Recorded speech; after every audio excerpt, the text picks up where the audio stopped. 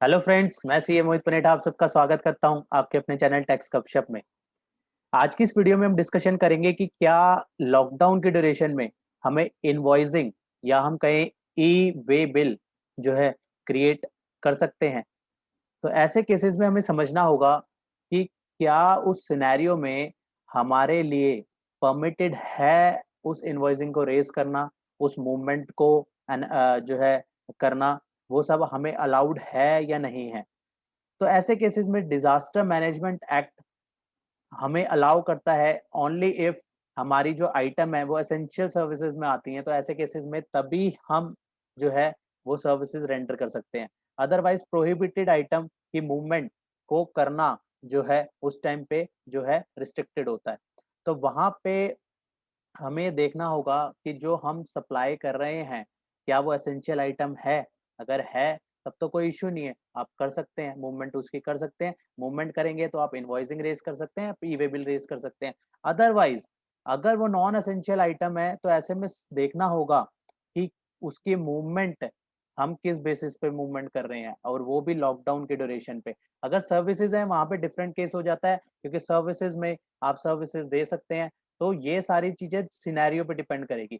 ये इसलिए डिस्कस करना जरूरी है कि ऐसे ही कई केसेस में नोटिस भी देखे गए कि जहां पे ई वे बिल को देखा गया, ई वे बिल पोर्टल से जो है ट्रैक किया गया कि इनवॉइसिंग जो है करी गई है, और वहां से नोटिस इशू करा गया कि रीजन दीजिए कि आपने ऐसा क्यों किया। मैं आपके साथ शेयर करता हूँ कुछ इस तरीके के नोटिस जहाँ पे रीजन पूछा गया और कि आपने ऐसा क्यों किया है। मैं आपके साथ शेयर करता हूँ, फिर फर्दर आगे डिस्कस करते हैं कि क्यों इस तरीके से जो है नॉन एसेंशियल आइटम के लिए जो है लॉकडाउन ड्यूरेशन में प्रॉब्लम क्रिएट हो सकती है।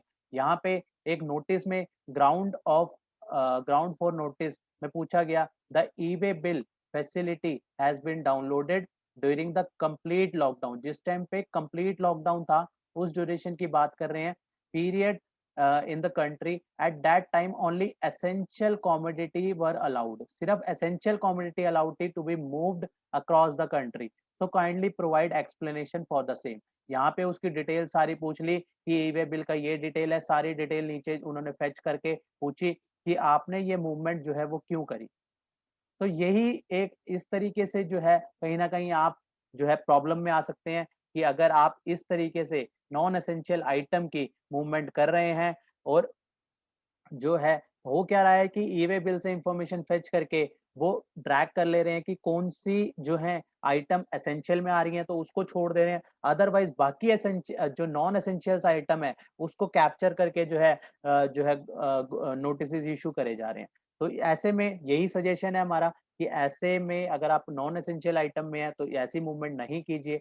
माना प्रॉब्लम है, लेकिन कहीं ना कहीं जो है रिस्ट्रिक्टेड है, तो ऐसे आपको भी नोटिस इशू हो सकते हैं।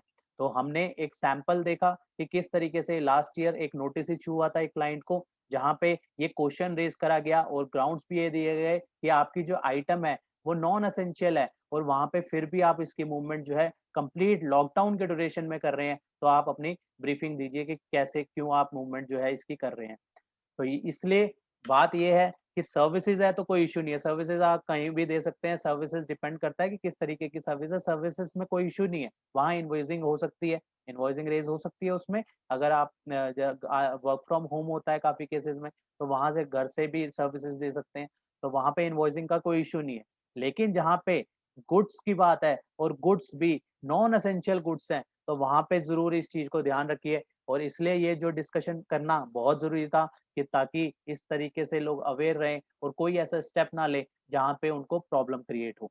तो इसी के साथ आज की इस वीडियो को क्लोज करता हूँ। मिलते हैं फिर नेक्स्ट वीडियो में नेक्स्ट टॉपिक के साथ। टिल देन बाय बाय, जय हिंद जय भारत। होप आपको ये इन्फॉर्मेशन पसंद आई होगी, तो इसे लाइक कीजिए, शेयर कीजिए। रेगुलर अपडेट्स के लिए आप हमारे चैनल को सब्सक्राइब करें। नोटिफिकेशन बेल आइकन को प्रेस करना ना भूलें, ताकि जैसे ही नया अपडेट डालें आपको वो इमीडिएटली मिल जाए। Thanks for watching.